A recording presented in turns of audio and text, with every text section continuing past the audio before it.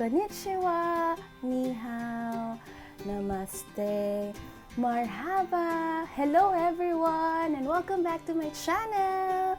For today's video, we will be diving into a fascinating topic that explores the diverse world of Middle East, China, Japan, India, Indian education, and its implication on Adventist education. It's a journey that takes us through the rich tapestry of religious traditions, cultural heritage, and educational practices found in these vibrant regions. So grab your virtual passport and join me as we embark on this enlightening exploration. Let's roll the intro!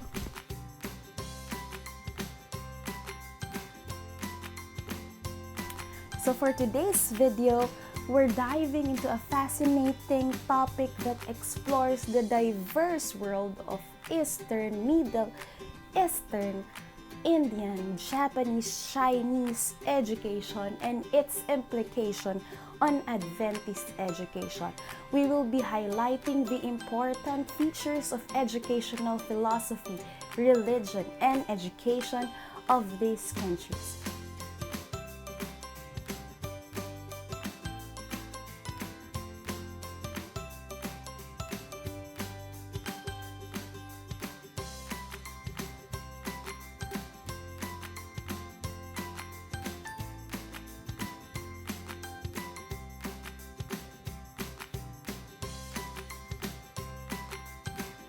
To start, we'll have the Indian education.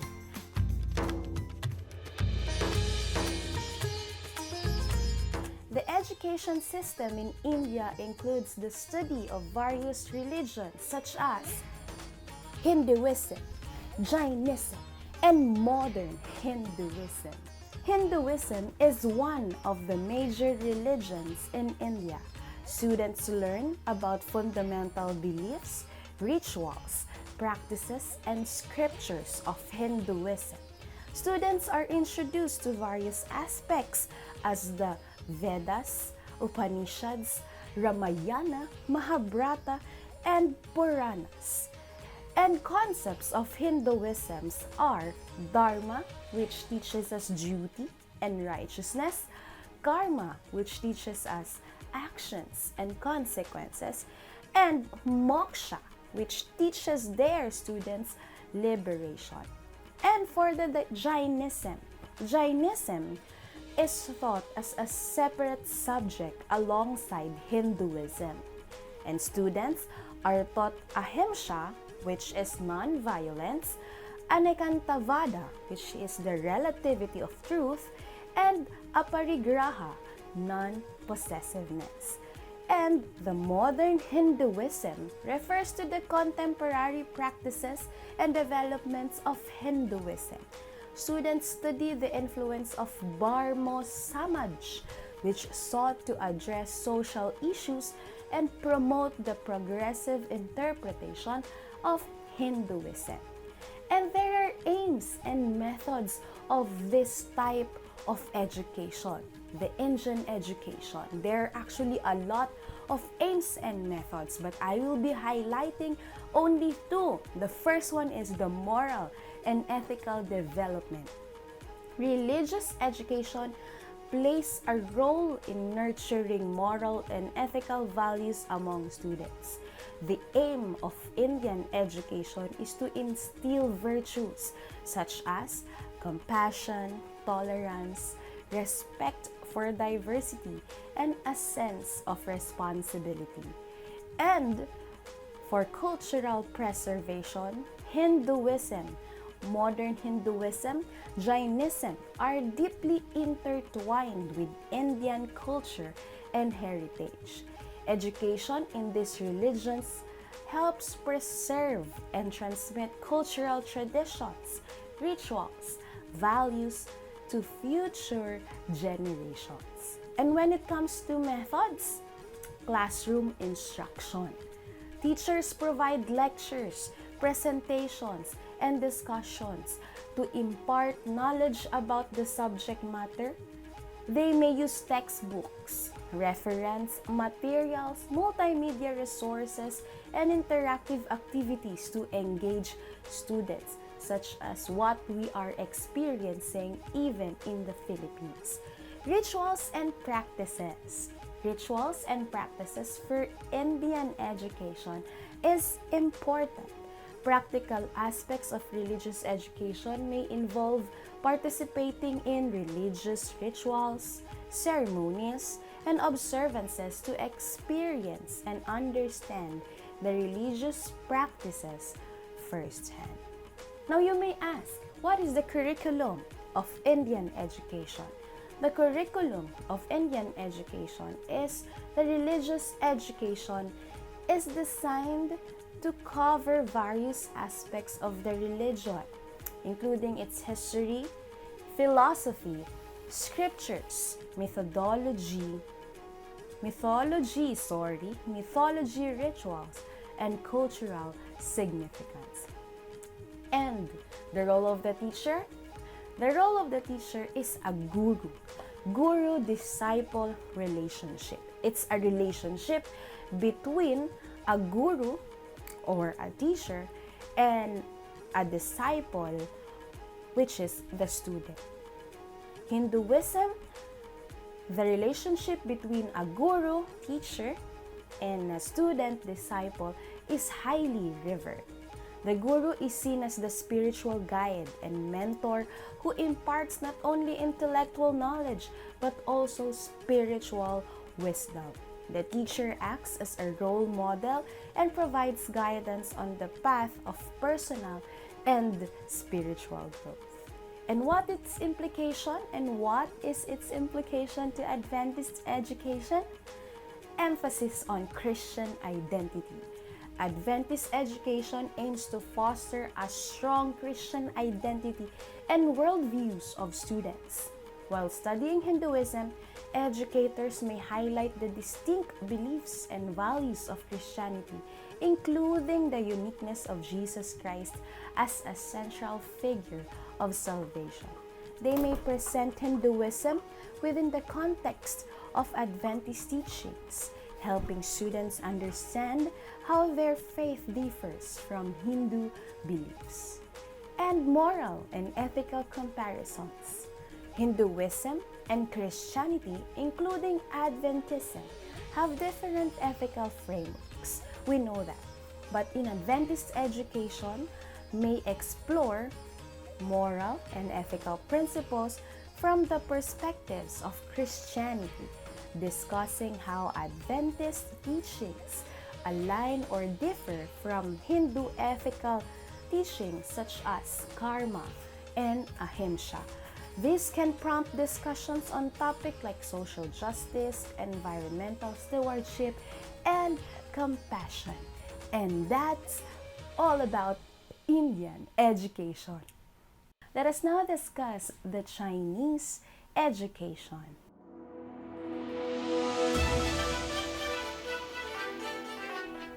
Do you know that education in China is compulsory and free? Yes, education in China is compulsory and free for 9 years, from primary to junior high school.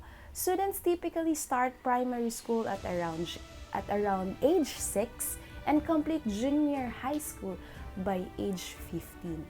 And in China, they have these enrichment activities and specializations. Chinese students often participate in extracurricular activities and enrichment programs outside regular schools, known as the cram schools or after-school training. They go to after-school training centers and they do tutoring classes. And they have this high priority on STEM subjects such as science, technology, engineering, and mathematics. They receive a significant attention in these certain subjects. And they also have its aims and methods. So what are the aims and methods of the Chinese education? The aim of Chinese education is academic excellence. Chinese education places a strong emphasis on academic achievement and aims to foster a highly educated workforce. The primary goal is to ensure that students acquire the knowledge and skills necessary to succeed in competitive examinations, particularly in what they call the Gaokao, which determines their university admission. And for their methods, they emphasize on memorization. Memorization is a prominent method used in Chinese education for subjects such as language and mathematics. Students are expected to memorize large amounts of information including vocabulary, grammar rules, formulas, and historical facts. And you may ask, what is the curriculum of the Chinese education? The curriculum is examination preparation. The curriculum is designed to prepare students for the National College Entrance Exam, or they call it the Gaokao. There is often a strong focus on the content and skills required for the examination, as it plays a significant role in determining university admissions. And what do you think is the role of the teachers in Chinese education? The role of the teachers in Chinese education is not only for academic excellence, but they have this cultural preservation. Teachers in Chinese education play a role in preserving and promoting Chinese culture, language, and traditions. They incorporate cultural elements into lessons, introduce traditional Chinese literature and arts, and celebrate important cultural events and festivals. So what is the implication to Adventist education? Ethical values and service. Adventist education emphasizes ethical values such as honesty, compassion, justice, and stewardship. It can encourage students to apply these values in their daily lives and engage in service to others both within the Adventist community and in broader society. So that's Chinese education. And now, let's go to Japanese education.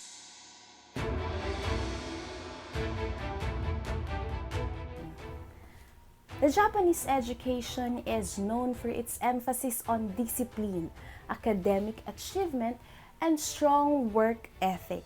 And here are some key aspects to the Japanese education system. Just like China, they also have this compulsory education. Education in Japan is compulsory and free for 9 years, consisting of 6 years of elementary school and 3 years of lower secondary school. Students typically start elementary school at around age 6 and complete lower secondary school by age 15. They have these high academic standards wherein the Japanese education emphasizes on academic achievement. There is this focus on mastering core subjects such as the Japanese language, mathematics, social studies, science, and foreign languages. The foreign language is usually English. Students are expected to attain high levels of proficiency in these subjects. So what are the aims and methods of the Japanese education? For the aim, they have to aim for academic excellence. Japanese education aims to foster academic excellence and high levels of proficiency in core subjects such as the Japanese language, mathematics, social studies, science, and foreign languages, which is usually English. The primary goal is to ensure that students acquire the knowledge and skills necessary for higher education and future career success. And the method, it's teacher student-centered instruction. Traditional Japanese education follows a teacher-centered approach where the teacher plays a central role in delivering content and knowledge to students. The teacher is seen as authority figure or authoritative, and students are expected to listen, take notes, and demonstrate respect for their teachers. Another aim is the work ethic and discipline. The Japanese education places a strong emphasis on work ethics, discipline, and a strong sense of responsibility. Students are expected to develop good study habits, time management skills, and a strong work ethic to achieve academic success. And another method, it's our rote learning and memorization. Japanese education traditionally places a significant emphasis on rote learning and memorization. Students are expected to memorize large amounts of information including vocabulary, grammar rules, mathematical formulas, historical facts, and kanji characters. And you may ask, what is the role of a teacher? The role of a teacher in a Japanese education is the moral and character development. Teachers in Japanese education are involved in promoting moral and character development among students. They teach and model values such as respect, responsibility, honesty, perseverance, and social etiquette. Teachers have a significant influence on the students' ethical behavior and development. And what is its implication to Adventist education? Discipline and work ethic. Japanese education's focus on discipline and a strong work ethic can align with the values of responsibility, diligence, and excellence emphasized in Adventist education. Adventist schools can promote a disciplined and focused learning environment that encourages students to develop strong work habits and sense of responsibility. So that's the Japanese education. And let's now proceed to the Middle East education, which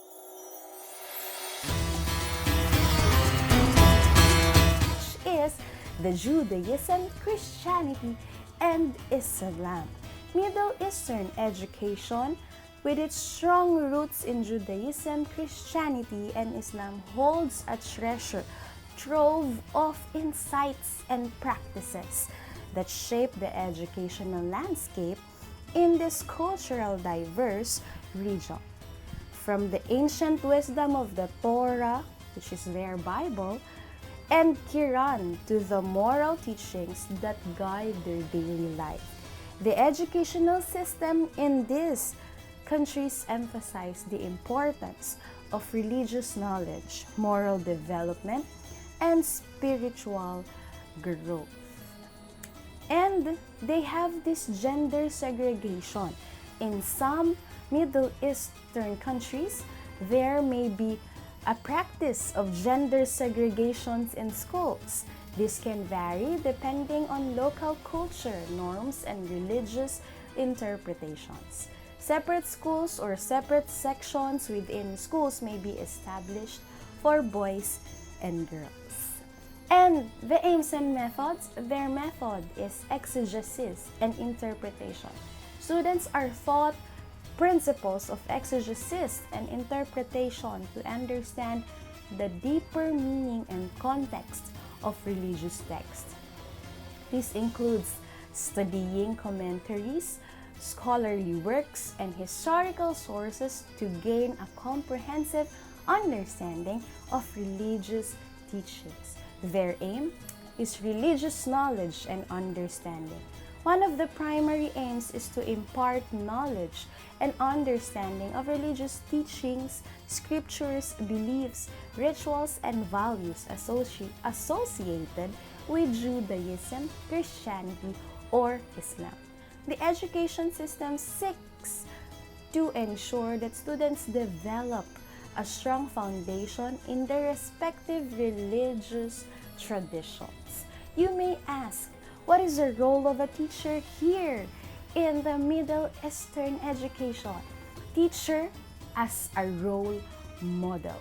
Teachers in Middle Eastern education are seen as role models who exemplify religious values and practices. They play a vital role in guiding students' moral and spiritual development, not only through classroom instruction, but also through their personal conduct and demeanor. And teachers in Middle Eastern education serves as a spiritual guide. Teachers play a crucial role in guiding students' spiritual growth and faith development. They provide support, answer questions, and help students deepen their understanding and connection with their religious belief and practices. What is the implication of Middle Eastern education in or to Adventist education? Emphasis on religious instruction. Middle Eastern education places a strong emphasis on religious instruction, and Adventist education shares this focus on providing students with a comprehensive understanding of their faith. Spiritual guidance. Middle Eastern education acknowledges the role of teachers as spiritual guides, helping students deepen their faith and connection to their respective religious traditions. In Adventist education, teachers also play a vital role in nurturing students' spiritual growth, providing mentorship, and fostering a personal relationship with God. Teachers can serve as spiritual role models, offering guidance, support, and encouragement in students' spiritual journey. And of course, the integration of academic excellence and faith. Middle Eastern education strives for academic excellence while incorporating religious teachings. Similarly, Adventist education seeks to provide a high-quality education that integrates academic rigor with the principles and values of the Adventist faith. Adventist schools can emphasize the pursuit of knowledge and excellence in various subject areas while grounding education in a faith-based worldview. So that's the Middle Eastern education.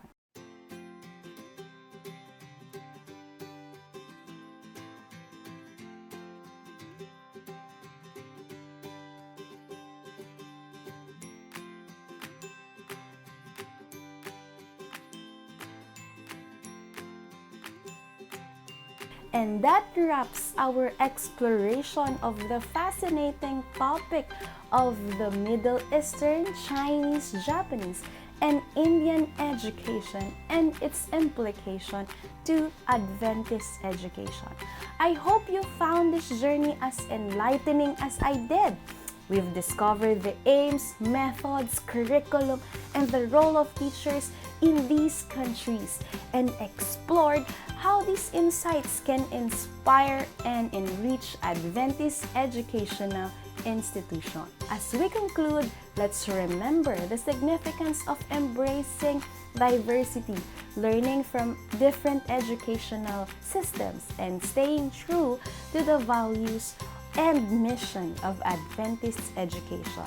By drawing inspirations from Middle Eastern, Chinese, Japanese, Indian education, with upholding our own unique beliefs, we can create a learning environment that nurtures students academically, morally, and spiritually. Remember, education is a lifelong pursuit, and the more we explore, question, and learn from different perspectives, the better equipped we become to make a positive impact on the world around us. That's it!